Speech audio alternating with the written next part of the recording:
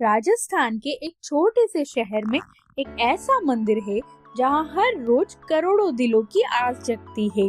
लेकिन क्या आप जानते हैं, इस मंदिर तक पहुँचने की कहानी एक चमत्कार से शुरू होती है। आज हम सुनेंगे नाथ द्वारा श्रीनाथ जी की वो दिव्य कहानी जिसने इतिहास को भी रुकने पर मजबूर कर दिया। कहानी शुरू होती है मथुरा से। गोवर्धन पर्वत पर एक दिव्य प्रतिमा स्थापित थी, श्रीनाथ जी का वो रूप जिसमें बाल कृष्ण अपने हाथों से गोवर्धन पर्वत उठाकर सबको बचाते हैं। ये प्रतिमा कोई बनाई हुई मूर्ति नहीं है। कहा जाता है कि श्रीनाथ जी स्वयंभू रूप में गोवर्धन से प्रकट हुए थे। दिन दिन उनका सूक्ष्म रूप बढ़ता गया और उनका बाल रूप सबको चमत्कार दिखाता रहा। जब भारत पर औरंगजेब का शासन था तो मंदिरों को तोड़ने का डर गांव के लोगों के दिलों में दौड़ रहा था। लेकिन एक वस्तु है जिसे कोई छू नहीं सकता, वो है हमारी भक्ति और हमारी आस्था। पुष्टि मार्ग के आचार्यों ने निर्णय लिया, श्रीनाथ जी को गोवर्धन से सुरक्षित स्थान पर ले जाना होगा। इस तरह शुरू हुई एक दिव्य यात्रा। एक भव्य रथ, हाथी घोड़े, सेवक और बीच में हमारे श्रीनाथ जी की प्रतिमा। यात्रा शुरू हुई मथुरा से और जा पहुंचे राजस्थान की सीमा पर।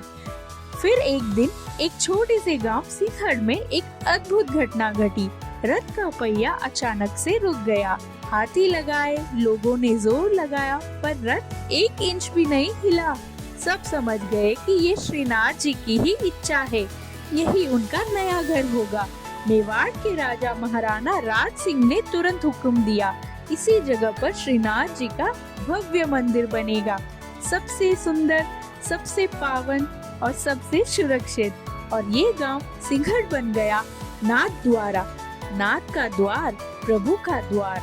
मंदिर बन गया, श्रीनाथ जी का सुंदर सिंगार हो गया।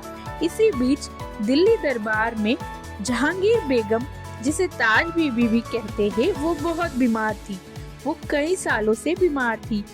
जब सब दवाइयाँ, इलाज सब बेकार हो गए तो किसने सोचा था कि एक कृष्ण भक्त गांव की कहानी उसकी जिंदगी बदल देगी। उसने मन ही मन में कहा, अगर मेरा दुख दूर हो गया तो मैं अपना सबसे अनमोल हीरा श्रीनाथ जी को अर्पण करूंगी। कुछ ही दिनों में चमत्कार हुआ। बीमारी गायब, नजर साफ और जीवन वापस। वो तुरंत नाथ द्वारा आई और नूर से भरपूर एक हीरा श्रीनाथ जी को अर्पण किया। यही हीरा मंदिर के मुखिया जी ने श्रीनाथ जी के थोड़ी पर सजाया। जब प्रभु के थोड़ी पर हीरा चमकता है तो लगता है कृष्ण स्वयं मुस्कुरा रहे हैं। उनका अद्भुत बाल स्वरूप और दिव्य हो जाता है। आज भी इस हीरे को मुखिया जीनो मोतीड़ो कहा जाता है। श्रीनाथ जी के मुख पर एक दिव्य कृपा की चमक रहती है। आज भी नाथ द्वारा के गलियों में दूध, मक्खन, बांसुरी और भजन की महक रहती है। मंदिर के दर्शन करते ही हर भक्त के हृदय में बस एक ही आवाज आती है, हाथी घोड़ा पाल की, जय कन्हैया लाल की।